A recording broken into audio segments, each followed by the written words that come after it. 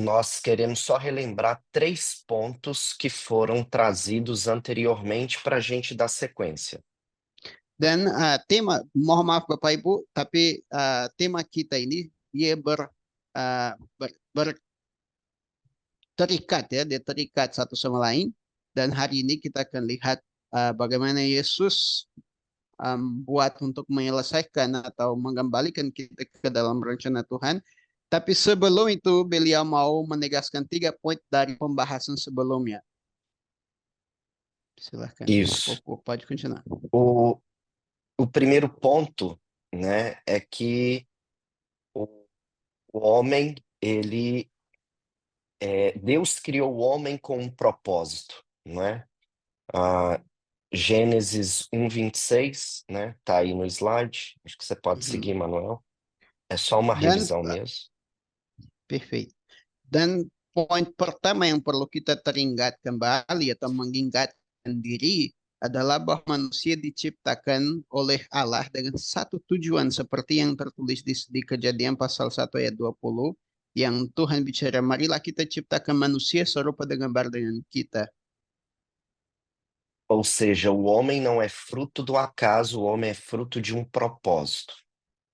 Jadi itu artinya bahwa keberadaan manusia di dunia ini bukanlah sesuatu yang sembarangan, tapi direncanakan dan memiliki tujuan yang tertentu, yang pasti. Ah, o segundo ponto é que o homem ele se perdeu, o homem pecou, ele escolheu se rebelar contra Deus. O slide 2, né? Number 2. Slide 4, né? Number Dan 4. kembali bahwa itu yang perlu kita sadar supaya kita mengerti tema kita hari ini adalah bahwa manusia telah kehilangan kemuliaan Allah. Dia sendiri merosot, dia tidak lagi berada bersama Tuhan dan dia melawan Tuhan dalam segala kehendak hatinya. E o terceiro ponto é que o homem ele se tornou inútil para o propósito eterno de Deus. Dan di slide berikut kita akan melihat bahwa karena manusia telah hilang, tersesat, dan menjadi pelawan Tuhan, dia juga hilang kegunaan bagi rencana agung Allah. Di slide yang berikut. E agora é o Pode nosso continuar. tema, né? É o nosso tema principal, que é Deus desistiu do seu propósito, Deus desistiu de manter, né? Deus desistiu do seu propósito. Di slide berikut, tolong. Dan akan melihat sekarang yang masuk di sebelumnya, tolong. Yang masuk di tema kita hari ini adalah bagaimana atau kita harus mempertanyakan dan kita akan cari jawaban itu di hari ini, apakah Tuhan menyerah dari rencananya, dan itu titik keempat yang perlu kita tegaskan, dan hari ini kita akan fokus kepada mencari jawaban pertanyaan tersebut.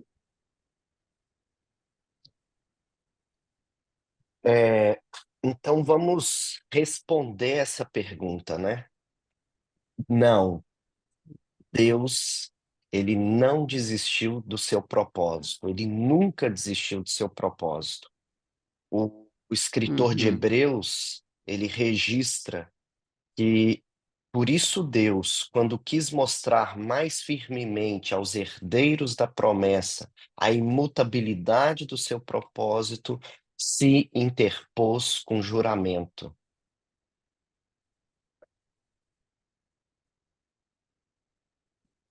Dan jawabannya tentu saja sudah tertulis di sini, Allah tidak pernah menyerah dari rencananya, dan seperti ditegaskan di Ibrani pasal 6 ayat yang ke-17 yang bicara seperti ini. Saya ganti versinya dulu. Yang bicara seperti ini. Karena itu, untuk lebih meyakinkan mereka yang berhak menerima janji itu akan keputusan Allah telah mengikat dirinya dengan sumpah. Jadi kita terdapat kepada janji Allah itu sendiri. Isaías também escreve no próximo Mhm. slide, Mhm. que desde o Dan princípio anuncia o que há de acontecer e desde a antiguidade as coisas que ainda não sucederam, que digo, o meu conselho permanecerá de pé, farei toda a minha vontade. dan di kitab Yesaya pasal 46 ayat yang ke-40 ayat yang ke-10 ada tegas di sini dan jelas bahwa Tuhan bicara seperti ini yang memberitahukan dari mulanya hal yang kemudian dan dari zaman purbakala apa yang belum terkesan yang berkata keputusanku akan sampai dan segala kehendakku akan kulaksanakan. Ou seja, esses Hmm. dois textos nos mostram que o propósito de Deus, ele é imutável. Ele Dan não altera. eu vou só ler novamente esse versículo na outra versão, tá? Que fica melhor, vai fazer mais sentido. Saya Ok. akan baca sekali lagi ayat ini dalam versi AYT, lebih masuk akal dengan tema yang kita sedang bahas. Dia menyatakan akhir sesuatu dari sejak awal dan hal-hal yang belum terjadi dari zaman dahulu kala dengan berkata, rencanaku akan tetap teguh dan aku akan menyelesaikan semua kehendakku. Dan ayat-ayat ini menegaskan bahwa Tuhan punya satu rencana dan rencana dia tidak bisa gagal dan tidak bisa dibatalkan. Pode continuar, irmão. Deixa eu te pedir só para você falar em inglês para a Marlene, next slide, ou next, aí ela já passa, tá? Ok, ok. Uhum. Então, o que Deus ele nos mostra pelas Escrituras é que por mais que o homem pecou, por mais que o homem se tornou inútil para o seu propósito, Deus ele não desistiu.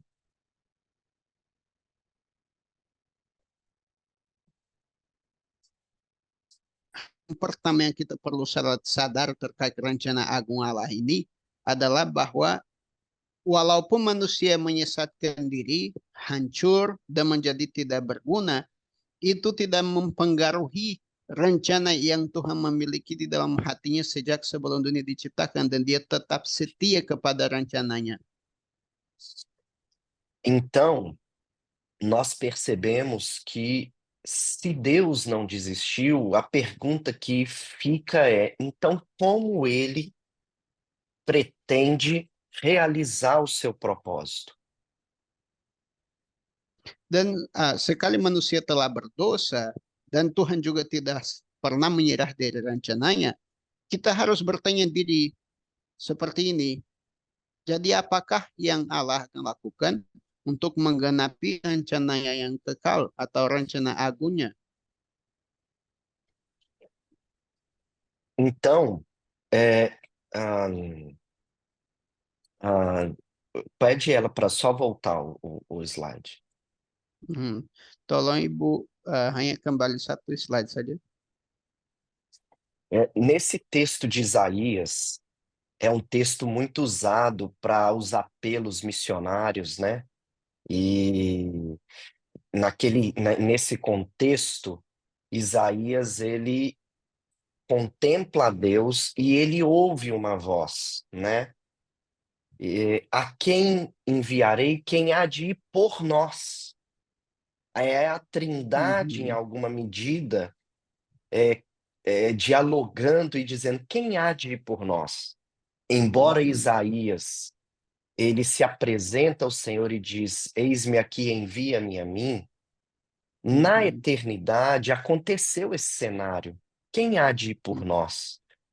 E o Verbo eterno se levanta e diz: Eis-me aqui, envia-me a Mhm. mim. Amin.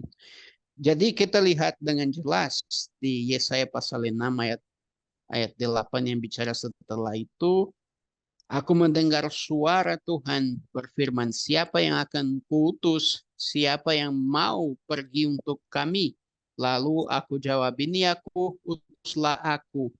Di konteks ini, Yesaya sedang memandang kepada Tuhan dan di dalam pandangan atau berita yang dia terdapati, dia dengar suara Tuhan yang berseru-seru, siapa yang akan saya utus, siapa yang bisa saya utus. Hal yang sama ini terjadi dengan Allah Tritunggal di dalam kekekalannya ketika manusia merosot dan mulai mengganggu rencana Allah. Allah berdiri dan berseru, siapa yang akan kuutus? Dan Yesus Tuhan kita dia berdiri tegak dan bilang, ini aku, utuslah aku. Então, neste momento, o texto, o próximo, the next please. O texto de Filipenses nos mostra que Jesus, ele existindo desde sempre na forma de Deus, ele não considerou ser igual a Deus, coisa que ele poderia se aferrar, antes a si mesmo se esvaziou. A palavra de Deus diz que o Verbo eterno, Jesus, Deus, ele é Deus, Deus Criador, o Deus Trino, ele se faz homem, ele vem habitar entre nós. Ele é o único meio pelo qual Deus pode restaurar o seu propósito. Dan itu kita mulai mengerti maksud dari ayat-ayat seperti di Filipi pasal 2 ayat 5 sampai 8, di mana mempernyatakan bahwa Yesus walaupun dia adalah Allah itu sendiri, dia menggosongkan diri, dia uh, meninggalkan segala-galanya yang miliknya untuk mengambil rupa manusia dan datang melaksanakan kehendak Tuhan di muka bumi ini. The next, please.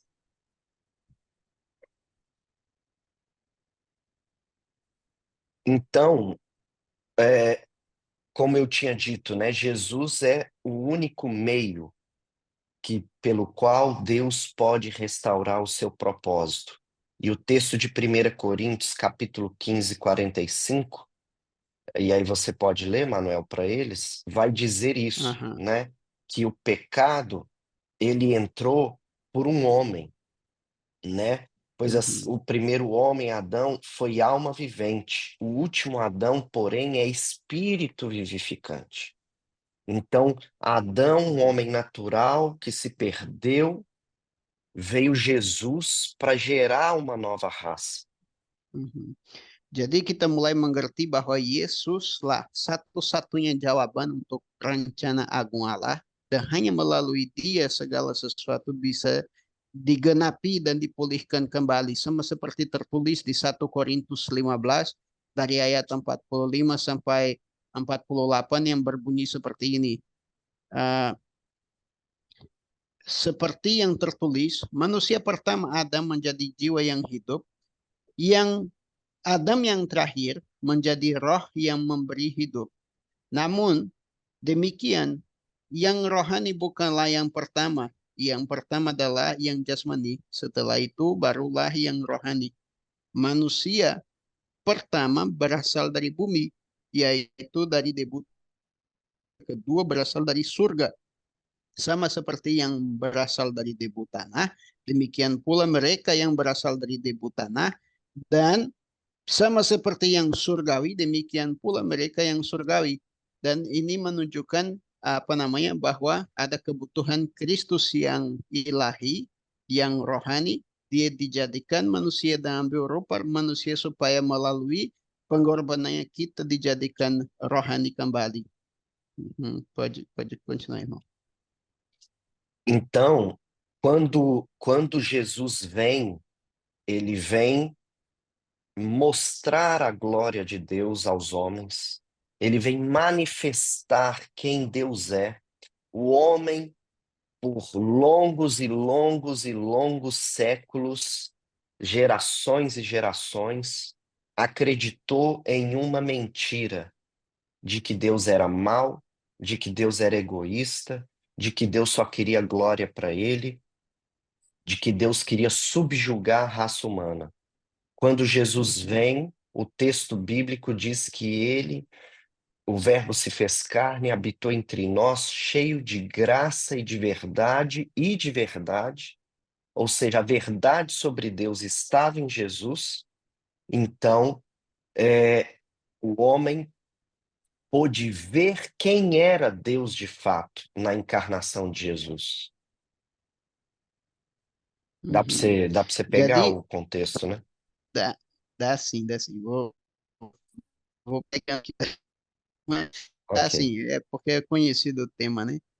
Ah, Isso, exatamente. jadi Tuhan Yesus yang merupakan pernyataan Allah di muka bumi.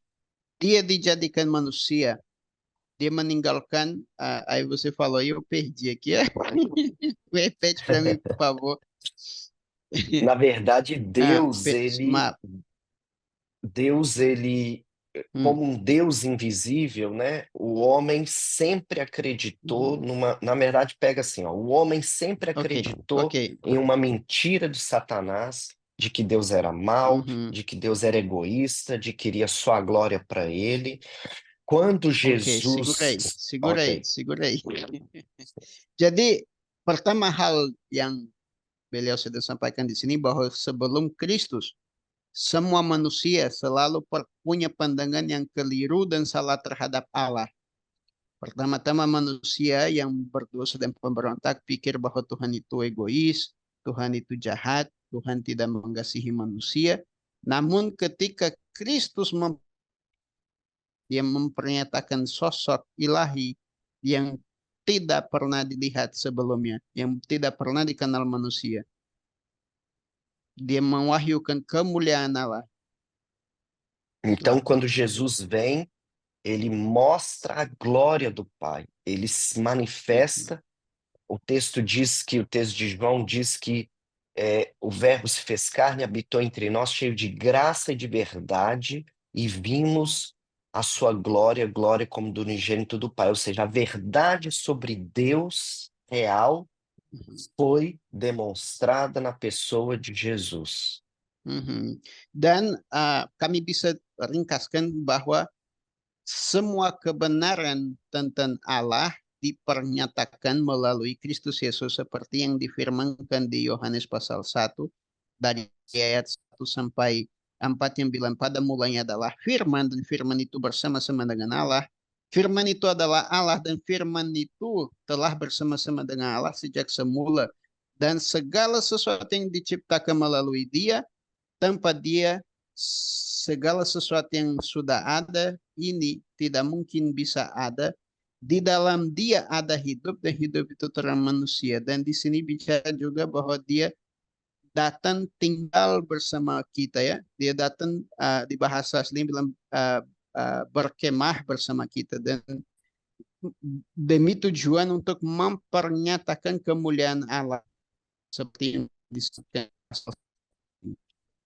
Mhm.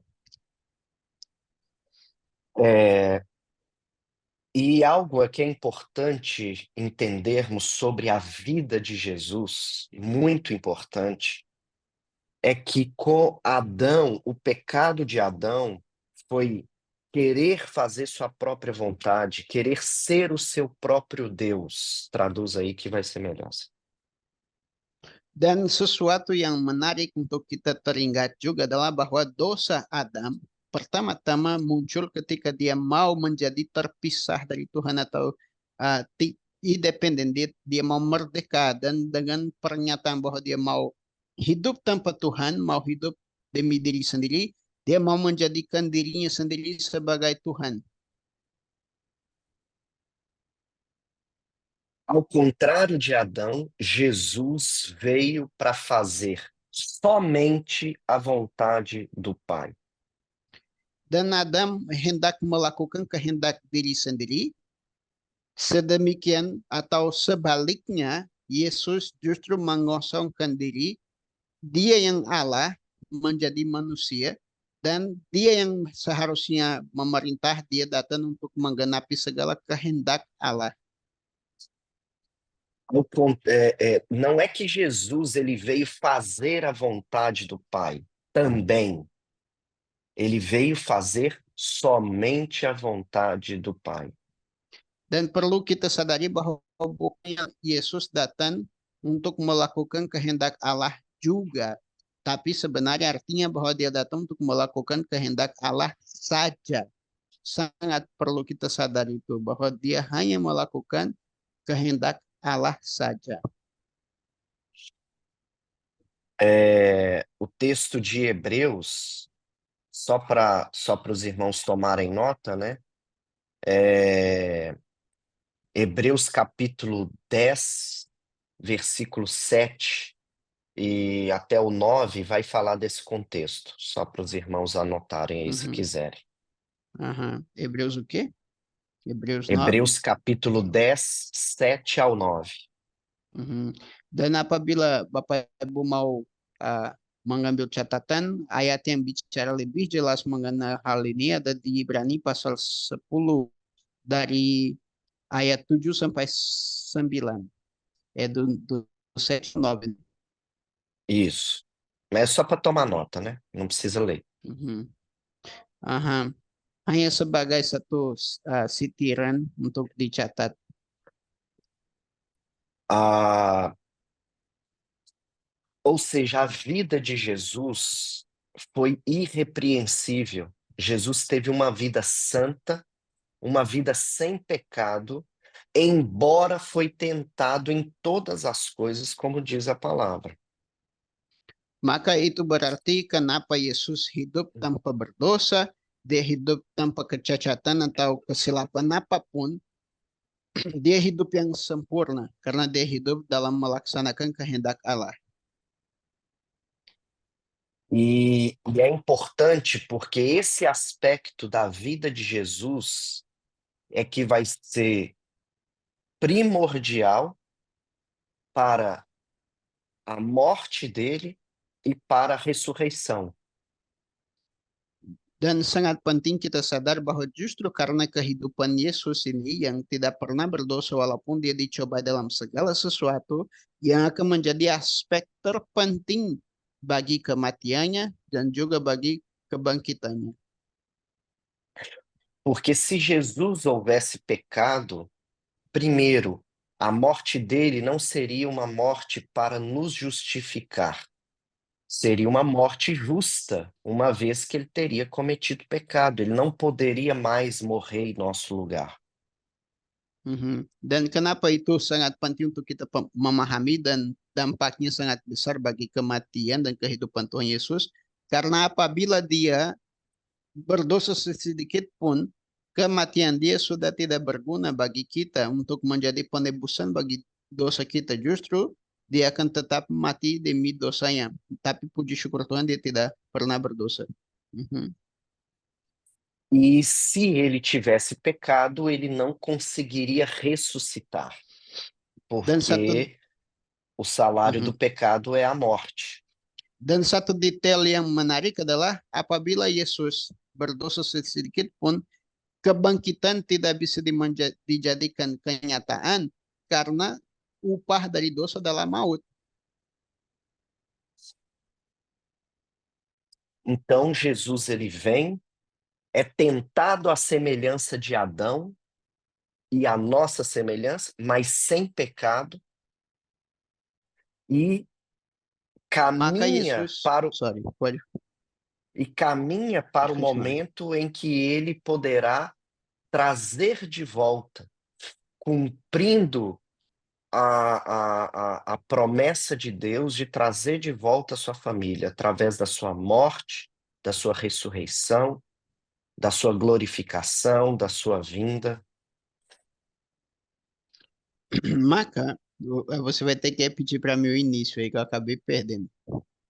Ok. Uhum, Então, a partir dessa vida que Jesus teve, que foi tentado à nossa semelhança, tentado à semelhança de Adão, mas sem pecado, é nessa uhum. condição que ele caminha para o momento em que ele vai poder trazer de volta o homem para Deus através da sua morte, através da sua ressurreição, através da sua glorificação e através da sua vinda. Conseguiu? Amin. Dan hanya karena Tuhan Yesus hidup yang kudus, tidak bercacat dan tidak pernah ada kesilapan apapun, dia menuju ke kayu salib, di mana dia bisa mati, dia bisa dikuburkan, dan dia bisa bangkit kembali sebagai karya penebusan dan semuanya itu berfungsi sebagai karya penebusan dan berlaku karena dia tidak pernah berdosa, maka otomatis maut tidak punya kuasa atas dia dan dia bisa mengembalikan kita kepada rencana Tuhan. Um, next slide, please. Next. Next. Yeah. Next. Yeah, it's okay. Thank you. Na semana passada, o pastor Carlos falou sobre 4 consequências do pecado. O Mhm. homem perdeu, ofendeu a santidade de Deus, provocou a sua... Eu não sei se você vai lembrar, mas assim, Mhm. pode falar que só esse aspecto, né? Que o pastor Carlos falou de 4 consequências do pecado. Mhm. Di minggu lalu, Gembala Carlos Cardoso, dia sampaikan bahwa dosa memiliki 4 dampak yang sangat memprihatinkan kepada manusia. E hoje eu queria abordar 3 aspectos do pecado. Dan hari ini kita akan menegaskan hanya tiga dari keempat aspek tersebut. E também queria abordar 3 aspectos da vida de Jesus que resolvem esse problema que o pecado nos trouxe. Dan juga saya mau menegaskan tiga aspek dari kehidupan Tuhan Yesus yang membawa jawaban bagi masalah-masalah yang dilakukan oleh manusia. Então, nós vamos ver 3 aspectos do pecado, como o slide nos mostra, que é a condenação, a escravidão e a habitação. Jadi kita akan melihat seperti ada di slide di sini tiga aspek dari dosa, yaitu penghakiman, perbudakan, dan kediaman dosa dalam manusia. E 3 aspectos da vida de Jesus que trazem solução para o pecado, que é a justificação, que é o perdão, a libertação, que é a santificação, e a glorificação, que é a destruição da habitação do pecado em nós. Dan kami akan melihat tiga aspek dari kehidupan Yesus yang menyelesaikan masalah yang diciptakan oleh dosa manusia, yaitu pembenaran yang menjadikan kita kembali atau layak ada di hadapan Tuhan, pengudusan yang menjadikan kita bebas dari perbudakan dosa, dan permuliaan yang melepaskan kita dari dosa yang diam di dalam tubuh atau kodrat kita, dan di proses permuliaan ini kita akan menerima kodrat yang mulia, yang kudus. Então, o primeiro aspecto é a condenação. O pecado veio condenar o homem ao castigo eterno. The next, please. Jadi kita lihat bahwa aspek dosa yang pertama adalah penghakiman. Dosa menjadikan manusia layak dihukum dan dibuang ke dalam neraka. O texto de 2 Tessalonicenses, capítulo 1, do 7 ao 9, vai dizer: quando do céu se manifestar o Senhor Jesus, com os anjos do seu poder, em chama de fogo, tomando vingança contra os que não conhecem a Deus e contra os que não obedecem ao evangelho de nosso Senhor Jesus Cristo. Esses sofrerão penalidade de eterna destruição, banidos da face do Senhor e da glória do seu poder. Ou seja, o pecado, ele trará penalidade eterna, uma destruição eterna, onde as pessoas vão ser banidas da face do Senhor e da glória do seu poder. Dan seperti di firman ini di 2 Tesalonika pasal 1 ayat 7 sampai 9 berkata, manusia akan mengalami satu penghakiman yang kekal dan mereka akan secara kekal diasingkan dari kehadiran Tuhan. Mari kita baca seperti ini bunyinya. Dia juga akan memberikan rasa lega kepada kita semua yang saat ini menderita. Semuanya itu akan terjadi pada waktu Tuhan Yesus datang kembali dari surga dan menampakkan dirinya kepada seluruh penduduk dunia ini diiringi para malaikatnya dengan kuasa yang hebat. Semua orang yang tidak mengenal Allah, tidak mau taat menerima kabar baik tentang Tuhan Yesus, akan dihukumnya dengan api yang menyala-nyala. Mereka akan dihukum selama-lamanya di tempat yang jauh dari hadapan Allah tanpa pernah dapat menikmati kemuliaan dan segala kuasanya. E para o primeiro aspecto do pecado, nós temos a solução que Jesus veio trazer à humanidade, ao homem. The next, please. Maka untuk menghadapi masalah penghakiman ini, kita dapat solusi pertama yang merupakan tujuan Kristus datang ke muka bumi ini. O texto de 2 Coríntios 5:21 vai dizer que ele nos justificou. Aquele que não conheceu o pecado, ele o fez pecado por nós. Ele é Deus. Deus o fez pecado por nós para que nele, Jesus, fôssemos feitos justiça de Deus. Ou Uh, seja, Jesus se fez pecado no nosso lugar para nos justificar. Dan aspek yang menyelesaikan masalah penghakiman itu adalah uh, proses pembenaran yang berarti seperti tertulis di 2 Korintus 5 ayat 21, dia yang tidak mengenal dosa telah dibuatnya menjadi dosa karena kita supaya kita dibenarkan Allah di dalam dia. Maka solusi yang Kristus bawa adalah membenarkan kita melalui uh, kenyataan bahwa dia mati demi dosa kita. Ou seja, Jesus é a solução completa para o pecado do homem. Dan itu berarti bahwa Yesus adalah satu-satunya jawaban secara keseluruhan, utuhnya, sempurna bagi masalah dosa manusia. Ou seja, né, Jesus, ele nos deu o perdão diante de Deus. Essa justificação é o perdão dos nossos pecados, né? Ele nos fez nós que estávamos condenados, ele nos perdoou e nos fez justos perante Deus agora através dele.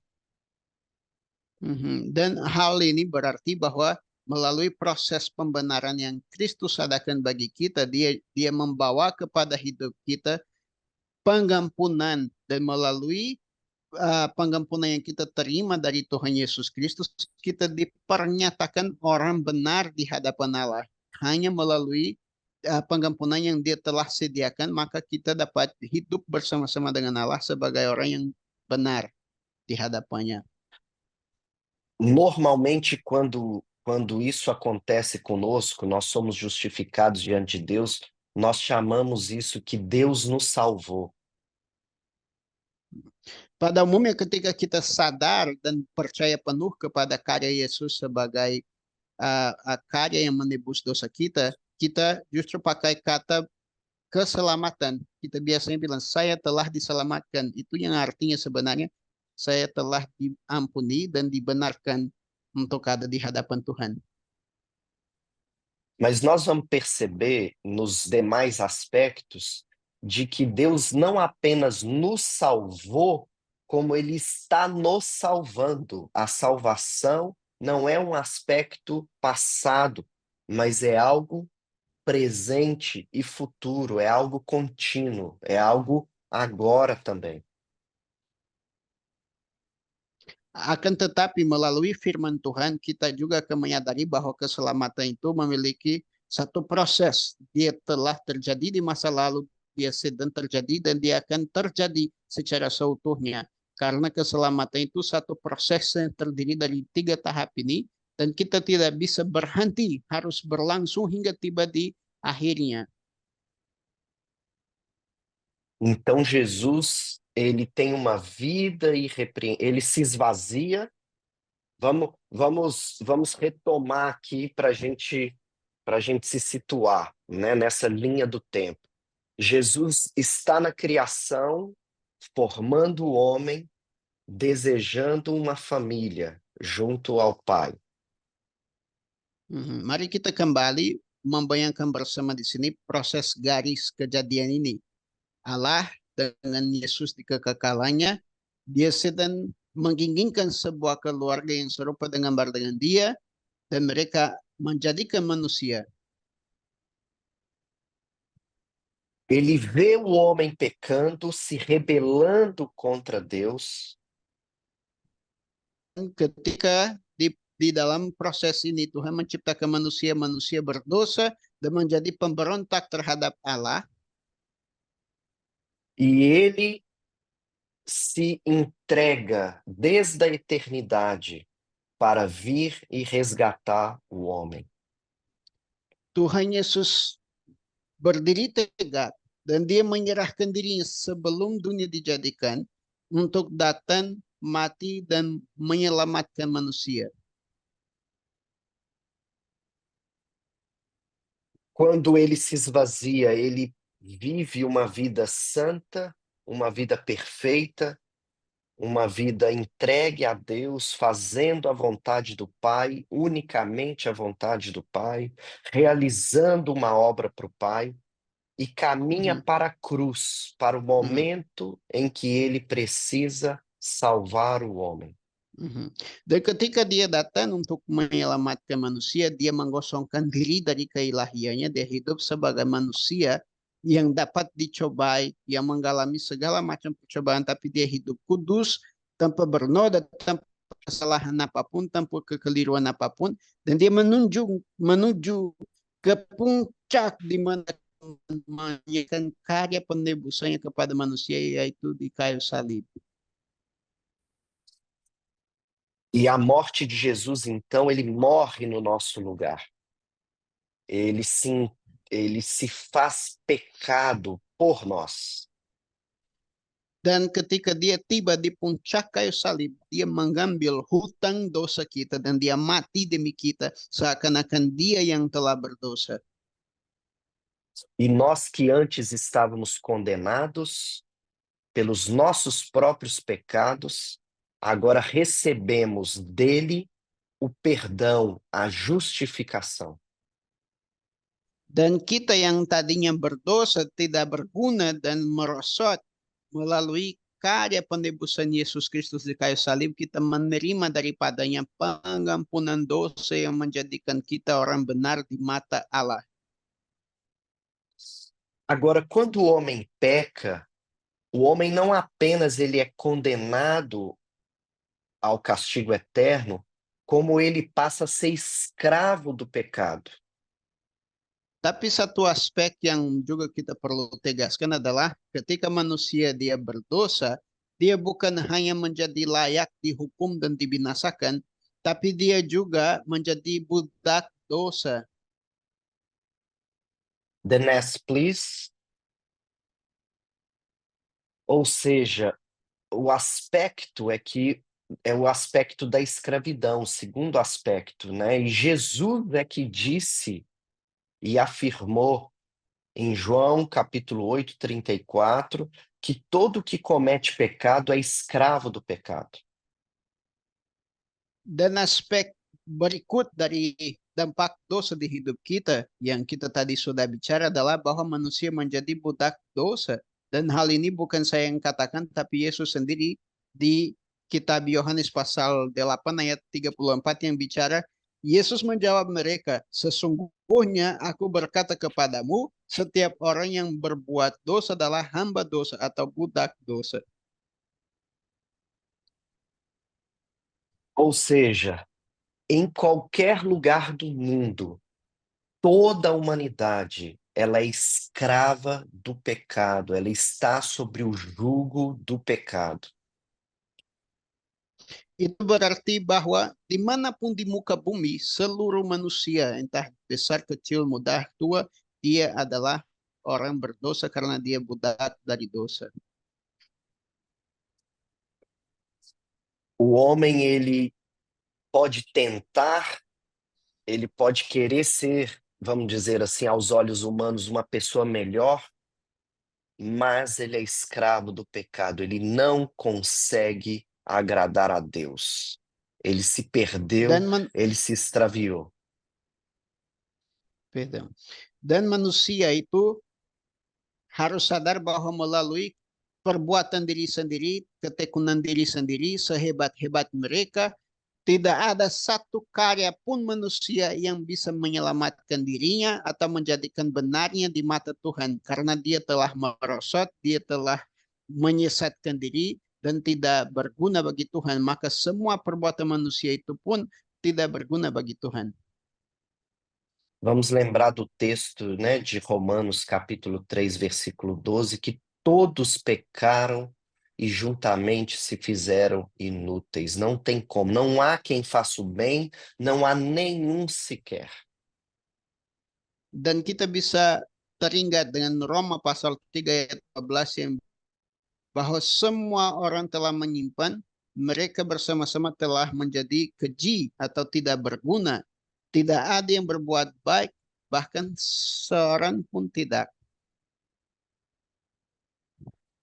E o segundo aspecto da vida de Jesus, the next please, Dan aspek kehidupan Tuhan Yesus yang menyelesaikan masalah perbuatan dosa ini adalah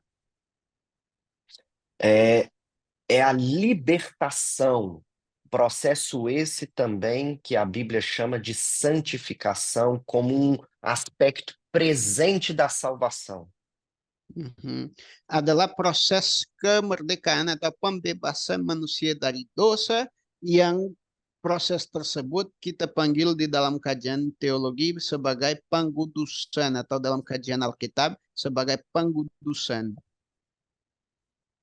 Porque se o processo de Deus fosse só salvar o homem, justificá-lo, dar perdão, mas não desse condição dele ter agora uma vida santa, o homem ia permanecer nos seus pecados. Ou seja, ele ia continuar escravo do pecado, ele ia continuar refém do pecado, ele ia continuar condenado por Deus. Por quê? Porque ele ia permanecer numa condição de condenação. Tá, vamos dividir isso aqui em dois, tá? Vou falar Ok, até ok. uma parte, aí depois ele fala. Ah, karena perhatikan baik-baik, karena jika Tuhan dia bekerja hanya untuk menyelamatkan manusia, artinya bahwa dia tidak membereskan persoalan kodrat manusia yang terbudaki oleh dosa.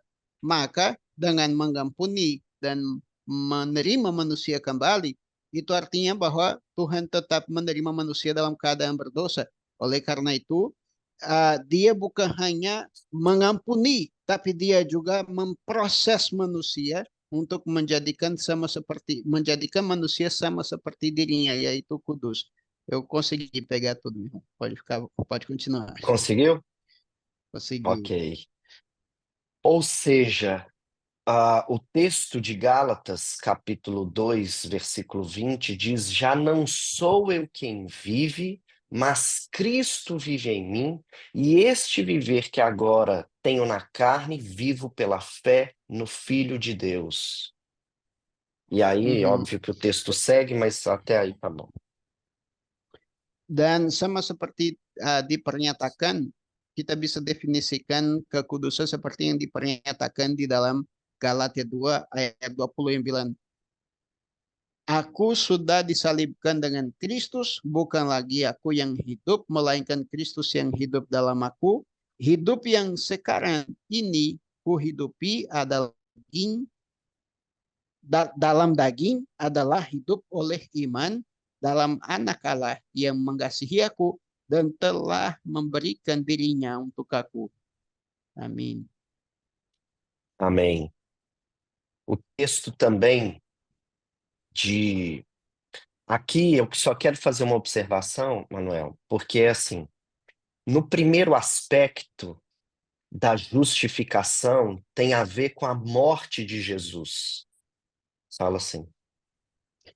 Mari kita perhatikan ini hanya satu ringkasan dari pembahasan hingga kini bahwa aspek pertama dari kematian Tuhan Yesus yang kita lihat tadi atau aspek pertama dari karya Kristus dalam hidup kita tadi ada ikatan dengan proses kematiannya yang tadi yang pembenaran.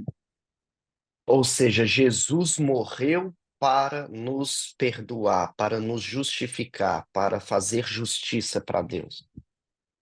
Yang artinya bahwa Yesus mati dan melalui kematian kita memperoleh pengampunan dan Allah menerima keadilan yang Dia tuntut supaya bisa setiap orang yang berdosa mati, maka Yesus menjadi penggenapan dari keadilan yang harus diberikan kepada Tuhan.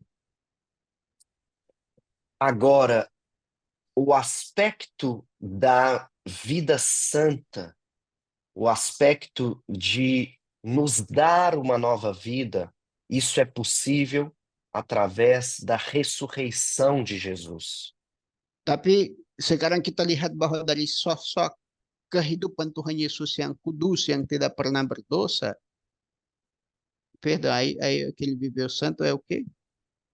Não, nós não estamos falando da vida santa, mas nós estamos falando da ressurreição de Jesus. Só para você entender, rever, na verdade. Hum, Primeiro, Jesus morre uhum, para nos uhum, justificar e ele uhum, ressuscita para nos dar uma nova vida. uhum, Então, esse aspecto de uma vida santa tem a ver com a ressurreição de uhum. Jesus. Oke, perdão. Maaf. Jadi proses kehidupan kudus Tuhan Yesus ini ada sebenarnya ikatan dengan kebangkitannya. Karena pada saat dia hidup tanpa berdosa, dia hidup kudus penuh, total. Dia tidak diikat oleh kuasa maut. Dan otomatis ketika dia bangkit kembali, itulah kehidupan yang dia warisi kepada kita, satu hidup yang kudus. Dia ketika bangkit kembali, dia sedang menghadiahkan kepada kita satu pola hidup yang dosa tidak bisa jamah lagi.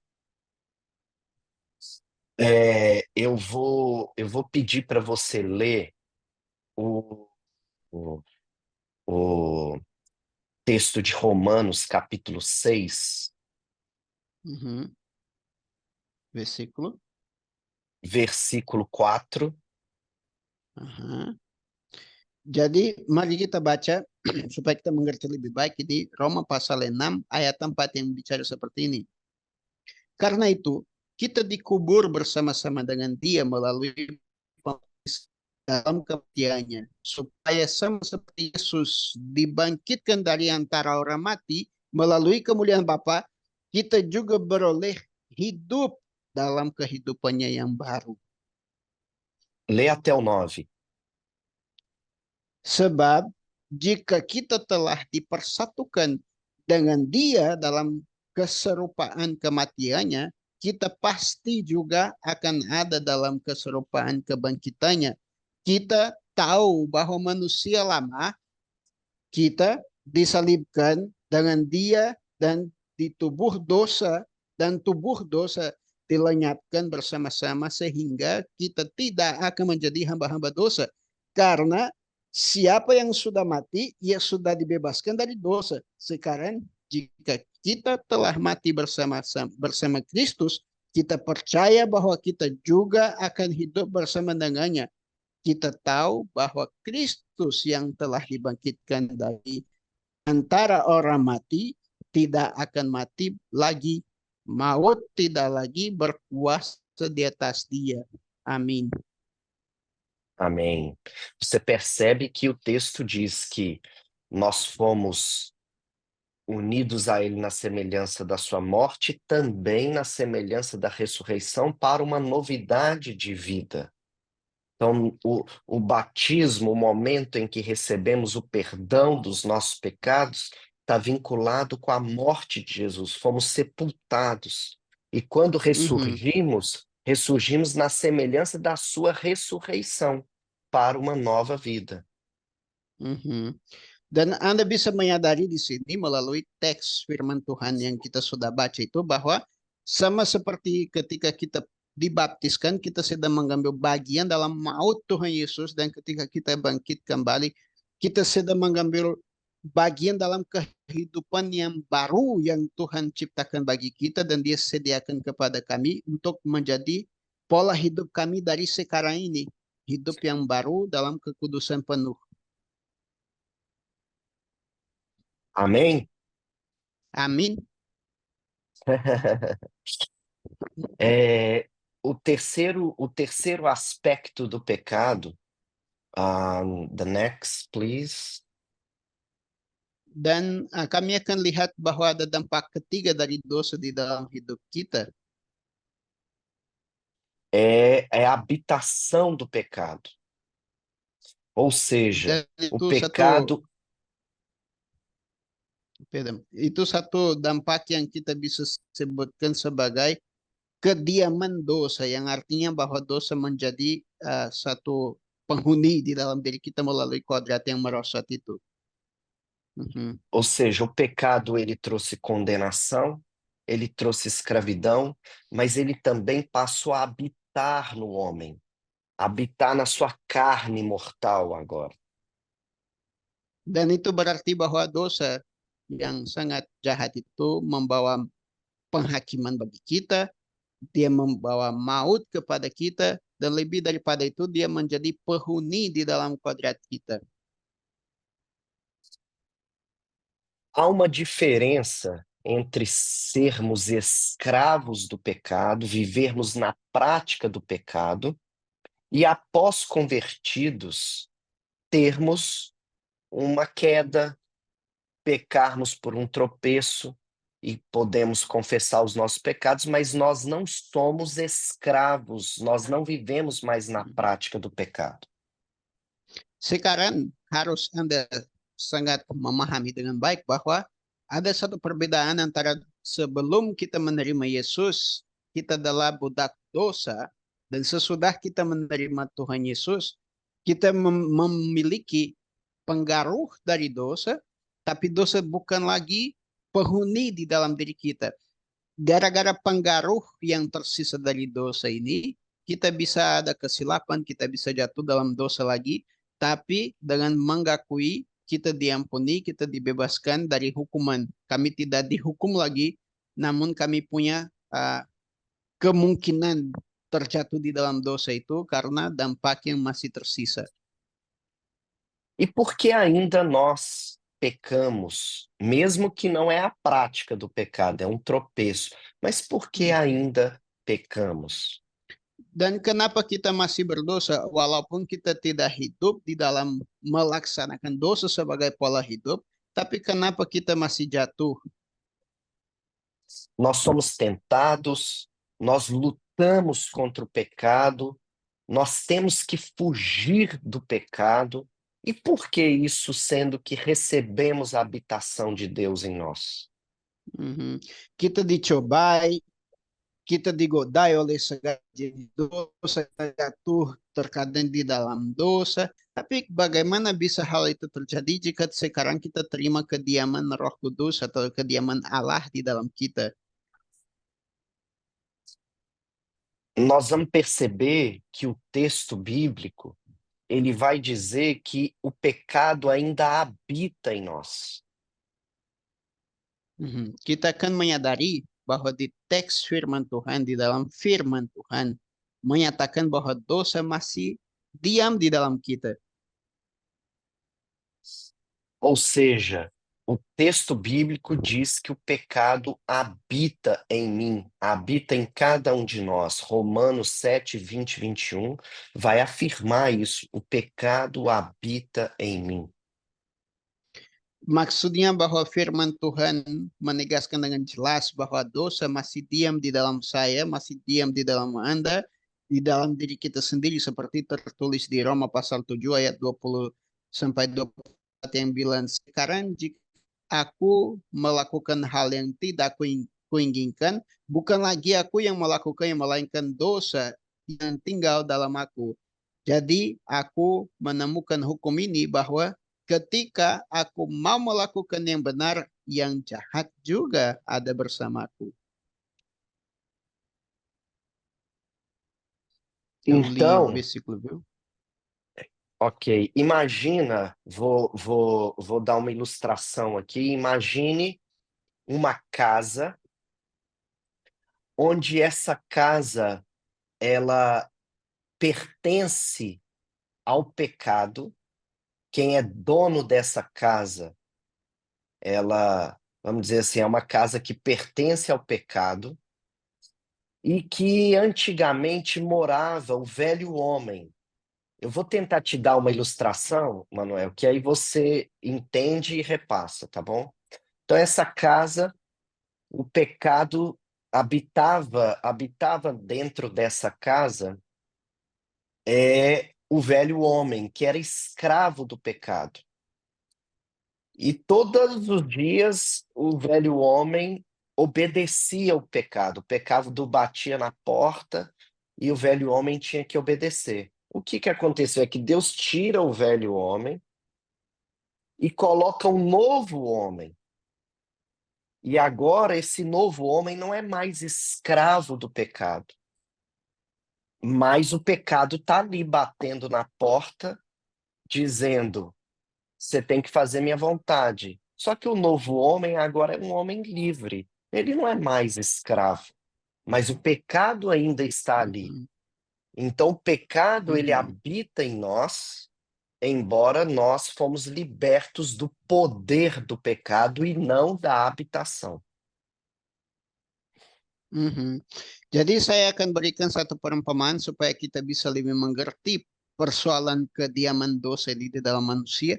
Coba membayangkan bahwa ada satu rumah dan di dalam rumah itu hiduplah manusia lama.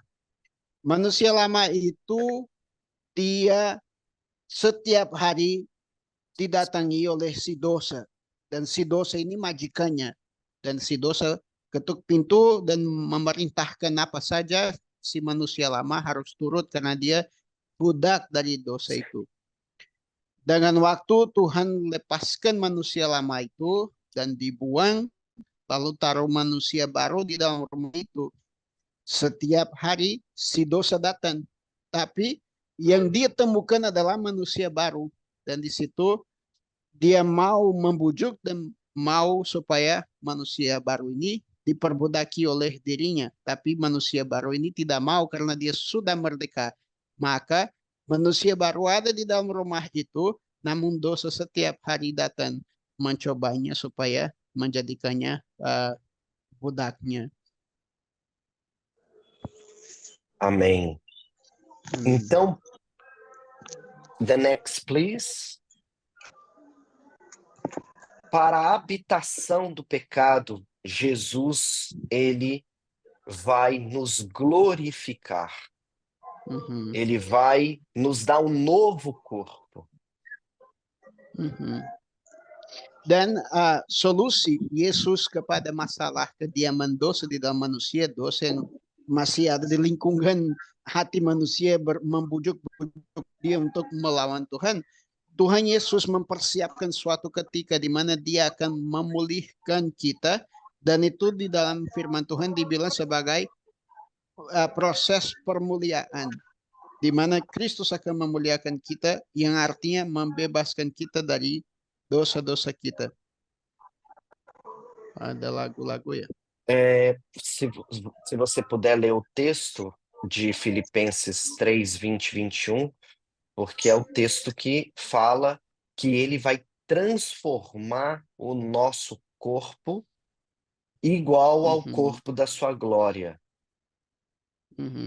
Dan supaya kita mengerti lebih baik, mari kita baca bersama-sama Filipi pasal 3 ayat 20 sampai 21 yang menegaskan bagaimana proses permuliaan manusia yang percaya kepada Yesus ini. Akan tetapi kewarganegaraan kita adalah di surga, di mana kita dengan penuh semangat menanti-nantikan juru selamat, yaitu Tuhan Yesus Kristus.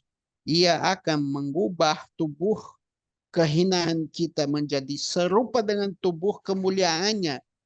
Dengan kuasanya itu, dengan kuasanya itu, Kristus mampu membawa segala sesuatu tunduk kepadanya. Amin. Amém. Então, concluindo, the next, please. Dan supaya kita tutup dalam penutupan ini, nós percebemos que Deus não desistiu do seu propósito, que Jesus veio trazer a solução, o resgate ao propósito eterno de Deus. E a pergunta que a gente faz é: o propósito de Deus é salvar o homem? Nós podemos afirmar que a salvação, ela é o meio pelo qual Deus vai restaurar o seu propósito. Deus, por meio de salvar o homem, ele pode trazer o homem de volta para o caminho que ele estabeleceu, do homem poder ser semelhante a ele, transformado à sua imagem e viver para a sua glória. Romanos capítulo 8, 28, 29. Glória a Deus. Agora você divide ela para mim, divide em dois aí, tá? Vai lá, vamos Então vamos falar lá. a primeira parte, aí eu falo, aí eu traduzo. Ok. A pergunta que muitas pessoas fazem é: o propósito de Deus não é salvar o homem? E a nossa Uhum, resposta frente à palavra de Deus é: a salvação é o meio pelo qual Deus usa para trazer o homem de volta. Oke. Jadi secara untuk menutupi bagian ini dalam pembahasan ini, kita harus menjawab pertanyaan yang sering orang bertanya. Bukankah Tuhan Yesus datang untuk menyelamatkan manusia? Dan jawaban kita adalah bahwa Tuhan Yesus datang atau memakai keselamatan sebagai sarana atau cara mengembalikan manusia kepada rencana agung Allah. Ou seja, o propósito de Deus permanece o mesmo, imutável. O Mhm, propósito de Deus não é salvar o homem, porque se fosse isso, ele teria que criado o homem para salvá-lo. mhm. Maka uh, tujuan Allah atau rencana agung Allah tetap sama sejak sebelum dunia diciptakan. Karena tujuan Allah bukanlah menyelamatkan manusia, tapi mengembalikan manusia kepada rencananya yang ilahi yang sudah ada terdahulu. Ou seja, o propósito de Deus permanece de ter uma família de muitos filhos semelhantes a Jesus. Dan rencana agung Allah itu adalah memiliki sebuah keluarga dengan banyak anak yang serupa dengan gambar dengan Tuhan Yesus. Seperti tertulis di Roma pasal 8 ayat 28 sampai 29. E nós vimos então nessa lição de hoje de que Jesus, ele é a solução para a queda do homem, a única solução. Dan kita lihat hari ini dengan membahas persoalan ini bahwa Yesus adalah satu-satunya uh, solusi bagi masalah manusia. Yesus adalah satu-satunya jawaban bagi segala pergumulan manusia dan memerdekakan atau kemerdekaan bagi manusia.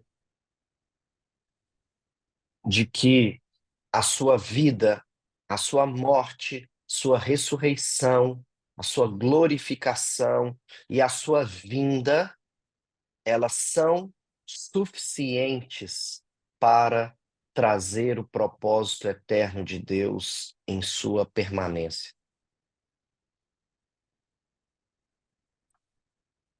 Amin. Dan melalui kelahirannya, kehidupannya, kematiannya, kebangkitannya, ini semua adalah cukup untuk menjadi sarana untuk menetapkan dan melaksanakan rencana Allah itu.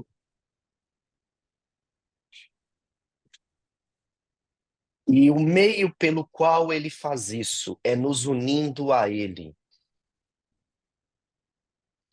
Dan satu-satunya caranya Kristus melakukan untuk mengembalikan kita kepada rencana Allah Bapa adalah melalui mempersatukan kita dengan dirinya sendiri. Então, de forma prática, de forma real, como Deus então pretende realizar o seu propósito? Como Deus então vai fazer com que isso seja eficaz em nós? Dan secara praktis kita bisa bertanya, bagaimanakah Allah akan sungguh-sungguh menggenapi rencananya di dalam diri kita atau di hidup kita? Ele nos dá uma nova vida em Cristo. Dan jawabannya adalah bahwa Dia berikan kehidupan yang baru kepada kita melalui Kristus Yesus. 2 Coríntios 5,17 vai dizer que assim, se alguém está em Cristo, nova criatura é, as coisas antigas se passaram. Seperti terdapat di 2 Korintus 5 ayat 17 yang menegaskan bahwa siapa yang ada di dalam Kristus, ia adalah ciptaan baru dan hal-hal yang lama sudah berlalu, lihatlah hal-hal yang baru sudah datang. E é por isso que na pregação do evangelho, o anúncio é que o homem tem que se arrepender da sua independência, dos seus pecados, da sua rebelião contra Deus. Maka di dalam pemberitaan Injil kita harus menyatakan dengan tegas bahwa manusia harus bertobat apalagi dari rasa egoisnya yang O mau homem tem que hidup dalam ser, pemberontakan melawan Tuhan. Yang o mau homem hidup tem que dalam ser, pemberontakan dengan Tuhan. Perdão. ok, Pode no, no, continuar. sorry. Continue. A, Continue. a, o homem tem que ser batizado, unido a Cristo, batizado em nome de Jesus Cristo, em nome do Pai, do Filho e do Espírito Santo. Dan setiap manusia harus dibaptiskan dalam nama Allah Tritunggal, Bapa, Anak, dan Roh Kudus. E a partir daí o homem recebe a vida de Deus, a habitação do Espírito Santo. Dan dari situ manusia mulai hidup melalui kehidupan ilahi yang dicurahkan melalui Roh Kudus dan dia jadi kediaman Roh Kudus. Neste momento, tudo que Jesus fez através da sua vida, morte e ressurreição é aplicado real na nossa vida. Dan sejak dari saat itu segala sesuatu yang Tuhan Yesus lakukan dalam kelahirannya, kehidupannya, kematiannya, kebangkitannya berlaku dan tetap diaplikasikan berlaku kepada kita juga. Diterapkan kepada kita. Ou seja, nós recebemos uma nova vida em Cristo. Fomos justificados, perdoados dos nossos pecados, estamos sendo santificados, fomos libertos do poder do pecado e estamos aguardando a sua vinda para nos transformar, transformar o nosso corpo, destruir este corpo do pecado e recebermos um novo corpo, um corpo glorificado. Amin. Yang artinya adalah bahwa kita sedang atau telah dibenarkan, yang artinya kita menerima pengampunan Tuhan, kita dibebaskan dari dosa, maka kita sedang dikuduskan supaya hancurkan segala dampak dosa di dalam hidup kita, dan kita akan menerima yang firman bilang kemuliaan, atau kita akan dipermuliakan, di mana kita akan terima satu tubuh baru dalam proses kedatangan Yesus yang kedua kalinya yang kita sedang menunggu ini, maka melalui kedatangannya kita akan menerima satu standar kehidupan yang baru dan tubuh yang baru, dan kita akan hidup sama seperti dia telah hidup. E para concluir, a única esperança que Deus tem é a vida de Cristo em nós. Deus não tem outra esperança no homem a não ser Da- a vida de Cristo. Dan supaya kita tutup, satu-satunya harapan Allah kepada manusia adalah kehidupan Kristus di dalam kita. Allah tidak punya harapan lain atau proyek lain, tapi dia hanya punya rencana ini, memberikan kita kehidupan Kristus, dan Kristus hidup, atau lebih baik kita hidup di dalam kehidupan Yesus dan Yesus dalam kehidupan kita. Amém. Amin. Colossenses 1:27 diz: Cristo em vós, a esperança da glória. Sama seperti dikatakan di Kolose, qual capítulo? Capítulo 1. Colossenses 1:27. Di dalam pasal 1 ayat 27 yang bilang Allah ingin menyatakan kepada mereka betapa kaya rahasia yang mulia ini di antara bangsa-bangsa lain, bahwa Kristus ada di dalam kamu, yaitu pengharapan dari kemuliaan. Amin. Amém. Amém.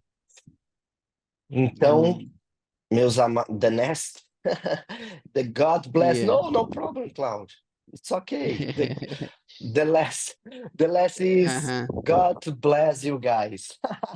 Amen. Amen. Saya mau ambil É, kesempatan bahwa dia sudah tutup bilang Tuhan memberkati semua, tapi saya mau baca ayat yang tadi di dalam versi TSI yang bilang seperti ini. Kabar baik Allah itu sangat menyenangkan dan sangat indah bagi semua orang, termasuk kalian yang bukan Yahudi. Inilah inti kabar itu. Kristus hidup di dalam hatimu, dan hal itu memberi keyakinan bahwa kita akan masuk dalam kemuliaan Allah di surga. Amin. Itulah satu-satunya amém. kemuliaan kita. Amin. Satu-satunya Espero harapan que kita. espero que os irmãos tenham entendido, né, essa lição tão importante, onde o centro de todas as coisas é o nosso amado Jesus. E Amin. que o Senhor os abençoe. Se tiver alguma dúvida, I'm here. Saya harap saudara-saudari dapat mengerti inti dari pelajaran yang sangat penting ini, dan apabila masih ada pertanyaan atau bingung sesuatu, saya di sini untuk menjawab. Ya.